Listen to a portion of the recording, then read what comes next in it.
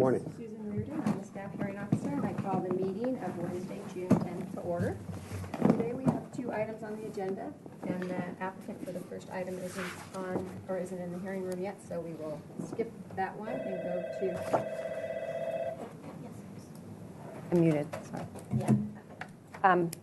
So I'll start over. Good morning, my name is Susan Reardon, I'm the staff hearing officer, and I call the meeting of June 10th to order. Today we have two items on our agenda, and the applicant for the first item is not here, so I'm going to skip over the first item and return to it after we go to the second item.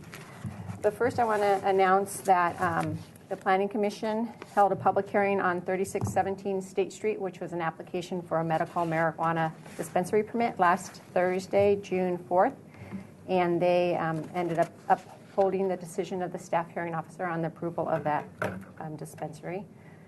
So that action is appealable to the City Council within 10 days of their action.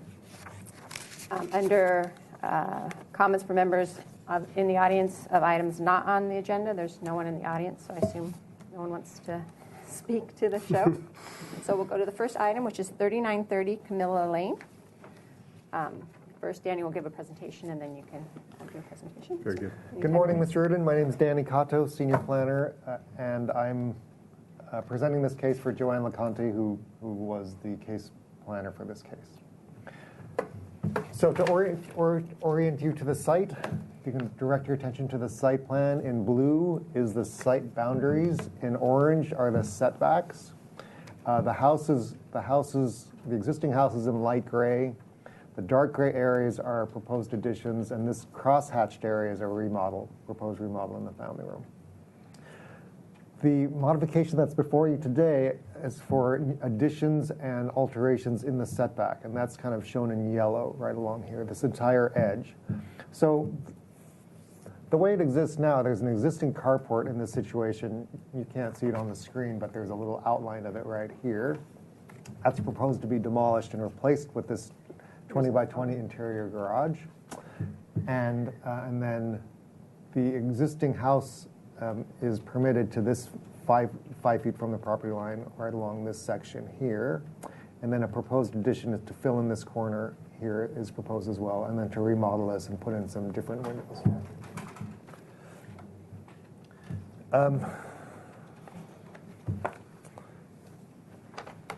So staff is supportive of this modification request. It's a single-story building.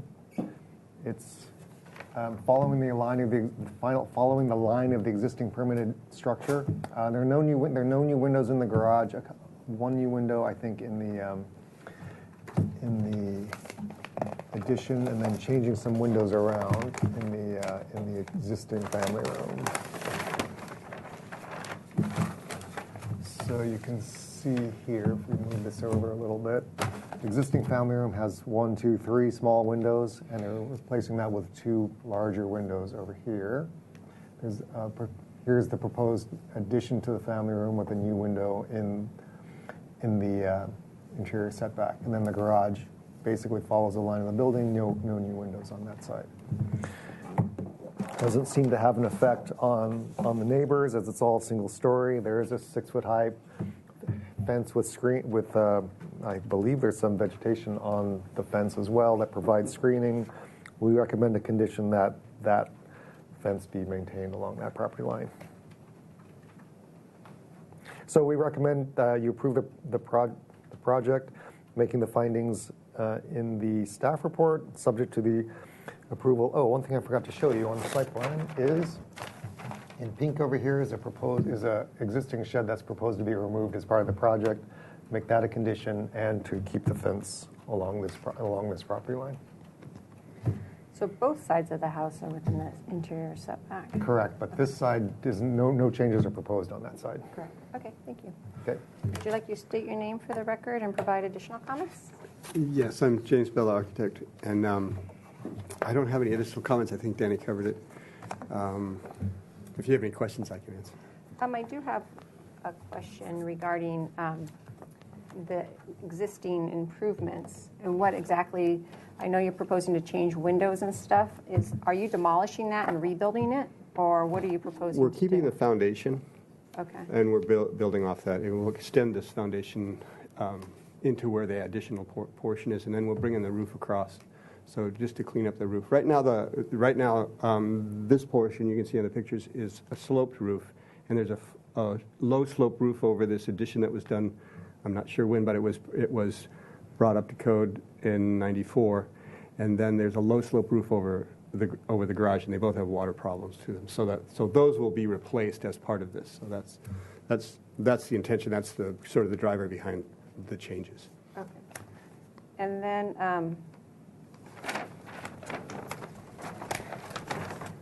the windows. So these windows here are now clear story windows, 3 here, and they're getting. Oh, here we have the actual elevation. There's pictures. Yeah. Yeah. Right now there are 3 small windows here, 18 by 3, 18 inches by 3 feet.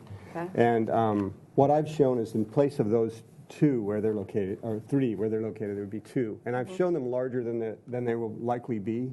We're probably going to pull the size down, but we're raising them off the floor. They're going to be at 5'6", so that you can reach to them, but you're not looking through, so you can still put something over the couch, that type of thing. And then in this space, it's a little bit lower. But those are about the same height as the existing windows that are in there now. So it's really 3 windows are coming out and 3 windows are going in. The reason I've tried to pull it up is that it's going to be a vaulted space, so we want to get a little bit more light in there. And having the same windows to light that space would be a little bit glarier trying to pull it up towards the ceiling. So. Okay. Have you talked to the neighbors next door? The owner spoke with them, but she wasn't able to be here today. So I asked her to, but I haven't got feedback on that. Okay. And we haven't received any No. that you're aware of? Okay. All right.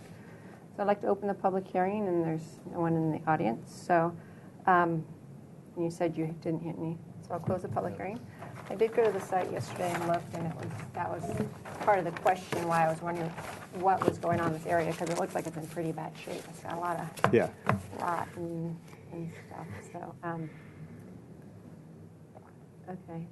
The other question I was wondering too is how was the property built at 5 feet when the requirement's 6? I was wondering if it was part of a rezone. It doesn't look like it was one of ours in '75. Do you know any history? Well, it was built in '62. Okay. So it was prior to the changes that were, I know that 75 or in '83, I'm not sure which one of those years was.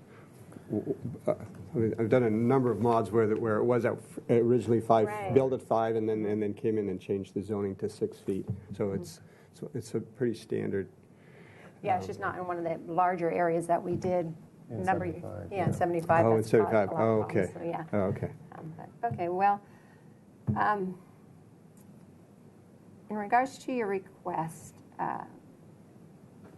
sometimes I put a condition on that if the existing building in the setback's going to be demolished beyond what's shown on the plans, that you need to come in and ask for a mod. But I think in this instance, it's clear by the condition of the building, and you're saying right now this wall has to come down anyways. You're putting on a new roof and everything. Is this the one where the roof's going to be up Yes, slightly. 2 feet? Yeah.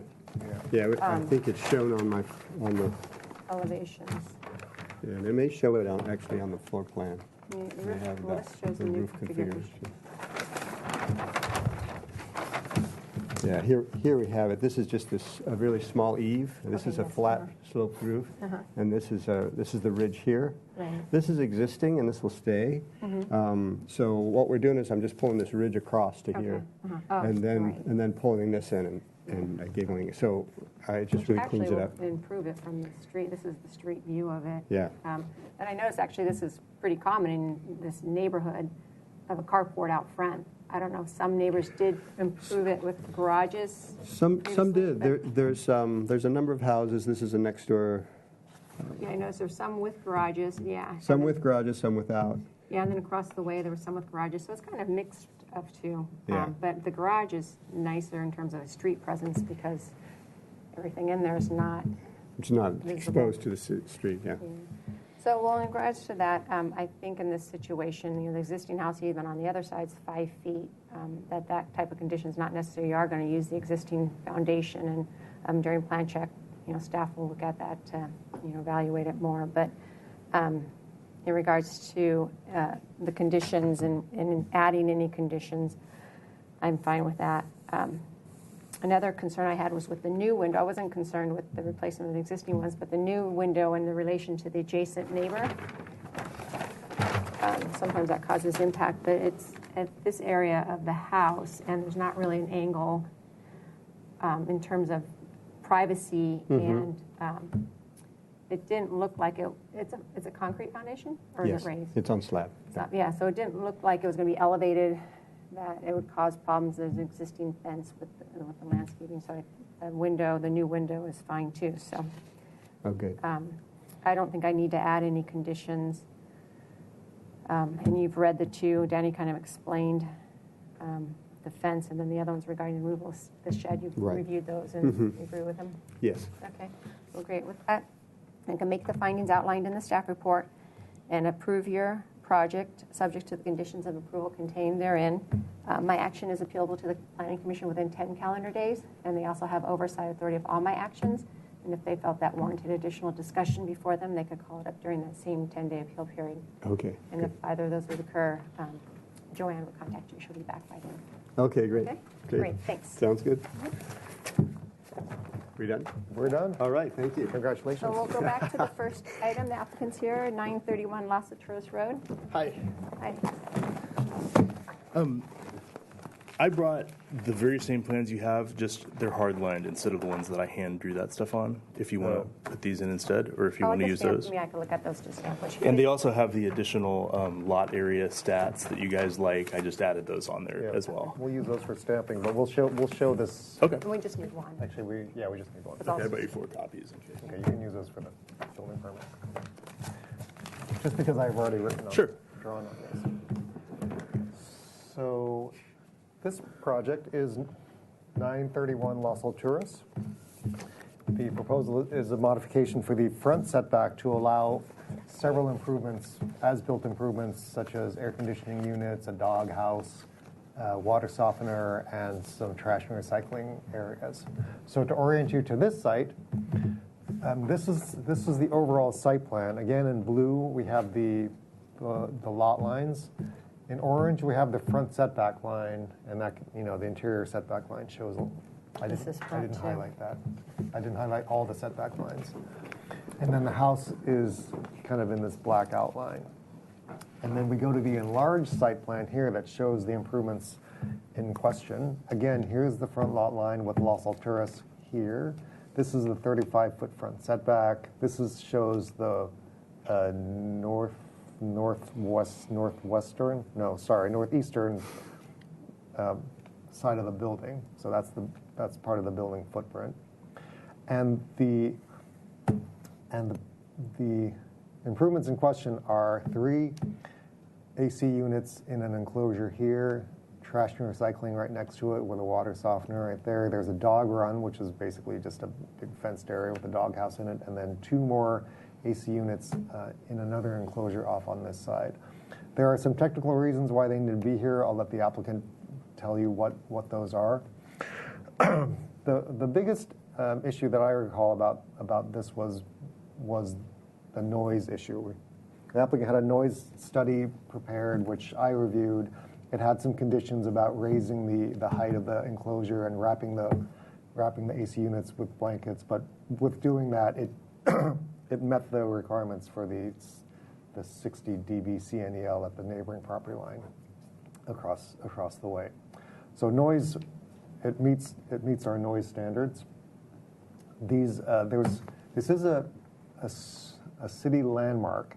So another issue, not so much zoning related, but design review related, is whether these would have an impact to the structure. And our historian took a look at them, and because they're not visible from the street, because of vegetation and such, that she felt that would not have an impact to the historical resource.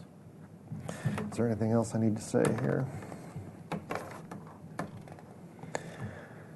Just as an aside, these 3 units were approved. There was a mod approved for these back in the day, in 1999, but the building permit was never issued for them. And then these 2 were added sometime between then and now, and that's why we're coming in This is a result of a zoning information report that outlined these as built improvements, and the new owners as taking them on. And so staff recommends that you approve this modification, making the findings that are in the staff report. There are some conditions, and some of them I've sort of mentioned. One is that all the recommendations of the noise study be done, so raising the enclosure height, wrapping the blankets.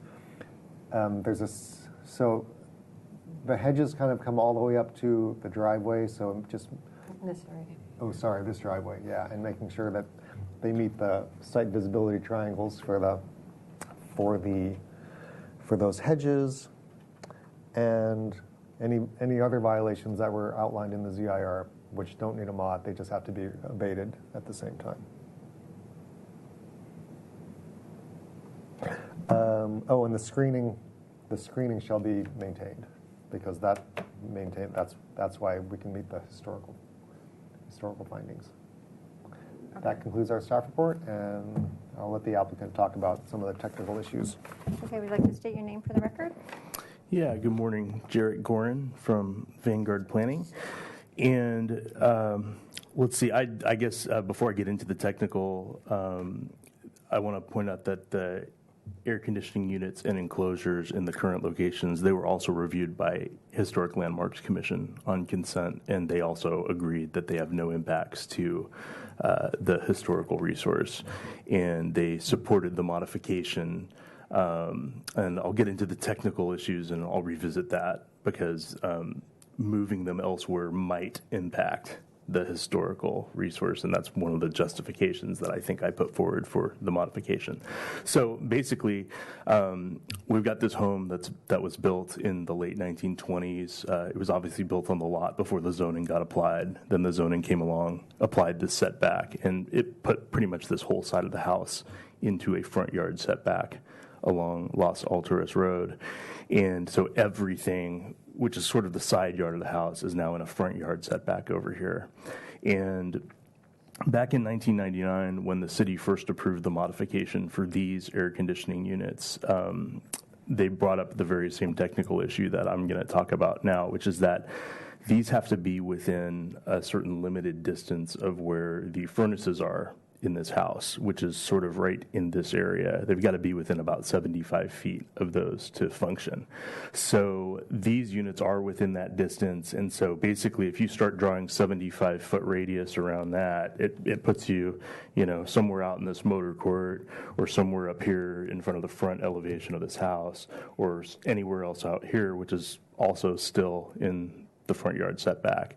So the city was supportive of that modification back in 1999, approved it, and then the previous owner never went through and followed through. They thought that was the approval, and they never went through and got the building permit they needed to make it permanent, so it expired. So that showed up on the ZIR when my client bought this house in 2014.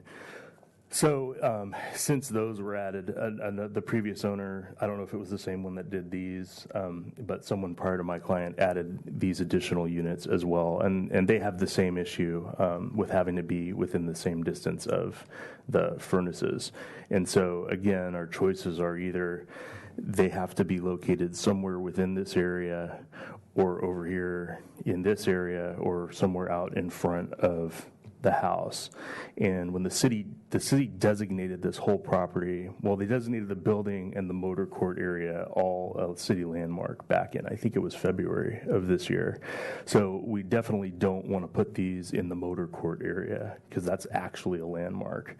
And then, the only place that we've got available that's outside of a front setback, we really did go look hard and see, is there some place in this little sliver here that we could move these things? And there really isn't. And the issue is that, this may already be in some of the pictures I have, but I thought I'd bring this extra one in.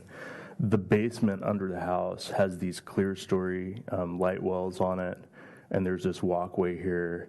And the units themselves need to be 30 inches minimum off of a structure to have clearance. And we've got sort of a maximum of 6 feet to work with around here, and there just isn't space to actually put them here until you start getting up next to this front elevation, which is actually a real critical elevation in terms of the city landmark, and something that was critical in terms of this designation as a landmark. So we don't want to stick a AC unit enclosure right next to this critical grand front elevation of this designated landmark.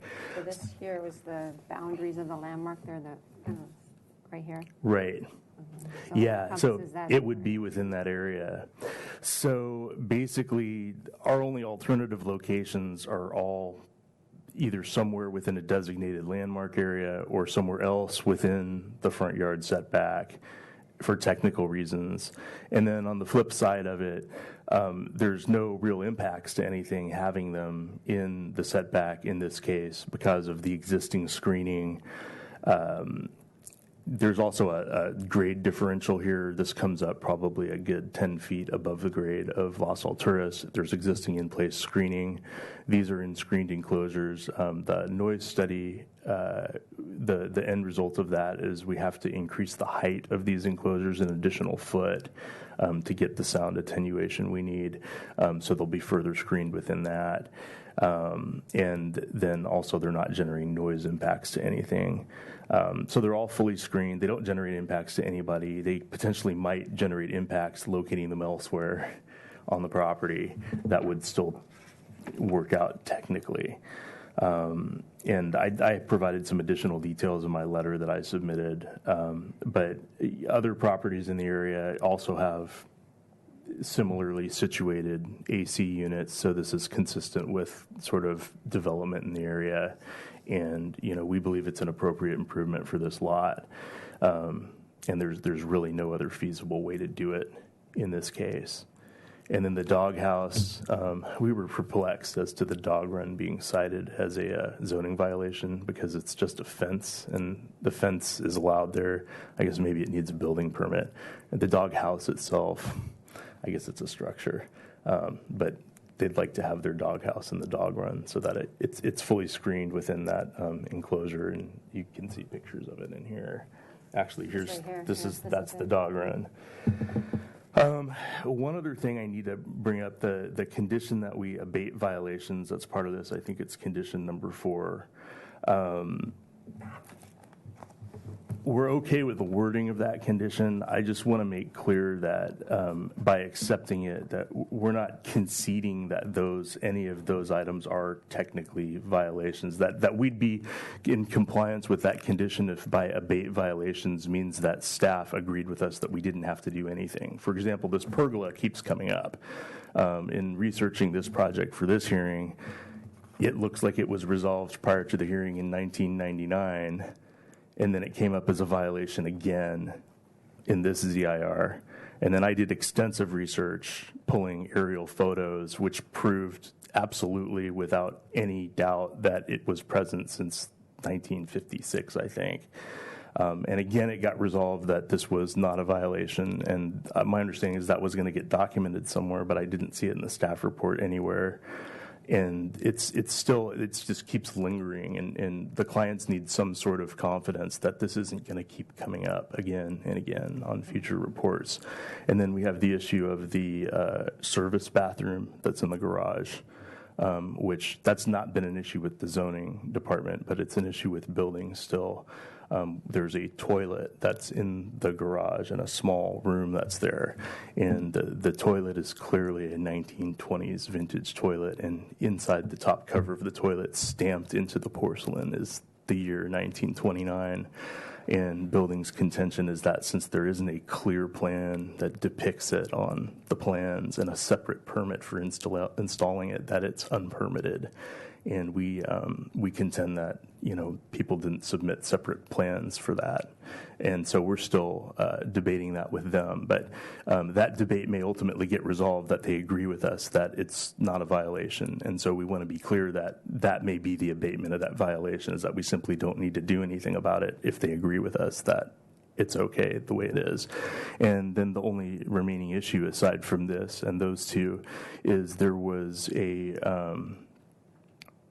purported second unit that got abated before my clients actually even moved into this property. I guess somebody had a stove and a refrigerator in the upstairs laundry room. And those were actually removed before my clients moved in, and building inspected it and confirmed they were gone. And so that's still out there as something that we need to satisfy as a condition of this permit per that condition number 4. And we're still, so that's still there, and we're not sure what needs to be done on that and what could. It's been abated. So if it's been abated, it's been abated. We don't amend ZIRs once a violation has been abated, so that's not an issue. In regards to the pergola,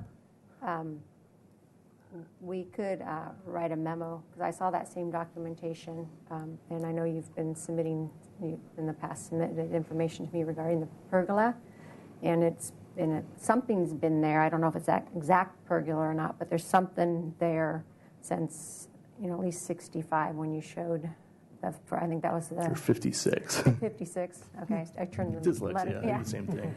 So it's been there for quite a while. So I could write a memo, being the supervisor of the ZIRs, to the file that's been there a long time. The toilet, that's a different issue with building and safety. Building. But yeah, if they feel it's fine, it's not a violation, it doesn't need a permit, it's abated. Okay. So that'll clear it up. And then also any plans. If this were to be approved and you submitted the plans, that would be documented, whatever the situation was. Okay. So it'd be, the toilet, it was found legal, and the kitchen and stuff was removed. So that's, and also the other comment is whether this is as a condition or not, you still have to do it. So, I Right. could even just take it off, and it didn't mean it relieved you of that. Our issue isn't with the condition or the wording. It's with it's the implementation of that You're condition, concerned how that it gets abated carried means out. take it off, Right. remove it from the site. But no, And there's lots of ways to just abate to make things. absolutely clear on the record that our acceptance of that condition doesn't mean that we've conceded anything with respect to any of those violations. So that's clear then. And with respect to that pergola, the memo would be great. And if that could get documented in Tidemark as well, just so that anybody who's like the future ZIR preparer sees it, just to make sure it just doesn't keep. These are like mushrooms in the lawn. This one in particular. A lot of times what we do is, when the ZIR has been amended, and if it's a memo or if it's an email, we put it in an activity of that ZIR. So one of the things when the ZIR preparer prepares a future ZIR, they look at what the last one was and then any notes in the case. So it'll be documented in the computer. Okay, excellent. Well, that's everything I have, unless you have any further questions. Like I mentioned, I have updated plans which hardline this stuff which I had amended by hand on the previous set, and have some additional site statistics which aren't really relevant to what we're doing, but Joanne had wanted those, so I'd added them. I do have a question regarding the site visibility triangle. Have you spoken to transportation staff yet regarding what that would mean in terms of reducing the height? I know I parked here when I came, and I couldn't see to go here, so I just kind of did this kind of thing and kind of went that way. So it is hard to see, but my question relates to the condition requiring this to be screened. So how does that impact the screening, and are they in conflict, or so have you had any preliminary discussions with them? I haven't talked with transportation in depth on this. When I was out there on a site visit with Joanne LeConte, looking at the very same issue, there's two things going on out here. Part of this is Here's kind of the angle. okay. So part of it's a hedge, Right. part of it's a tree, and there's different issues with the screening. So. And the triangle, and I think it's going to have to just be really specifically looked at with transportation, because obviously the approach here, people are coming up the the right side of the road. So they're further away from you as they approach this. They're on this side of the road as they're coming up, and there's additional visibility before you pull out of this driveway. And also out of this one spot that's the closest, people come out of it the exact same way you did, which is to back out and pull out forward rather than to back straight out onto. Yeah, but I can't see enough. So even if I thought, okay, I'm going to go, hopefully this person would see me. But okay, we'll just keep that in mind. There's Visibility- plenty to me, of visibility trumps screening. yeah. There's additional. You can see there's a lot of a land area here, and so even if something were to get like trimmed up a little bit for visibility, Yeah. there's still area beneath it to screen this 42-inch high enclosure. So we could supplement screening around that if we needed to. I don't think that it's going to be a real challenge to keep the enclosure itself screened one way or another with something that doesn't block visibility. And the enclosure is also, currently they're painted like some dark green neutral you color. can actually see it in one, or in your picture here. Yeah, and you can see the end of it. Yeah, so we're going to, maintain that, and the addition on top of it's going to be painted to match that as well. So that also blends it in with the background vegetation and Right. everything else. Well, and I'm sure the property owner with the significance of the house doesn't want something that catches your attention and draws away from the house itself. It's a really nice house. Yeah, they've fixed it up a lot, and they're proud of it, and they were, concerned at first about the landmark designation, but now they're proud to have a landmark house, and they like fixing it up, and it needed some attention, and it's good that it's getting it now. Okay. Well, I don't have any other questions. I'd like to open the public hearing and see no one in the meeting room. Have we received any emails that you're aware of? Not that I'm aware of. Phone calls? No? All right, so I'll close the public hearing. I went out to the site and I actually just happened to meet one of the property owners there, and so she showed me the areas. And I agree with staff's analysis, given the situation, and also the fact that it actually has two front property lines because you come around the corner from Las Alturas, so there really is two front and two interior. And so, like you were saying in your presentation, to put it anywhere other than in this area affects the landmark status and the grandeur of this whole area here. So I agree with the location that it is the most appropriate location. It's screened. And regarding the doghouse, I mean, that's really, in this particular instance, I don't really have a problem with it, but, in other situations, I don't know that that's really something that's appropriate. That really could be hidden somewhere else, but, it's got lots of layers of screening. It's got the grade change. It's got the hedge out front. It's got the enclosure with so, in the scheme of things, given what the existing situation, it's really not a big deal, and it's a small doghouse, so. The modifications are supportable, and so I can make the findings outlined in the staff report, and I take it by the questioning and the clarification you went with number 4, you understand the conditions and what they mean. So, and I don't believe I need to add any additional conditions of approval, so I'll approve your project subject to those conditions of approval. And my action is appealable to the Planning Commission within 10 calendar days. And they also have oversight authority of all my actions. And if they felt this warranted additional discussion before them, they could call it up during that same 10-day appeal period. And if that was to occur, Joanne would contact you. Great. Okay? Thank you. Great, thanks. I adjourn the meeting. The monkeys aren't in the zoo. Every day you meet quite a few. So you see, it's all up to you.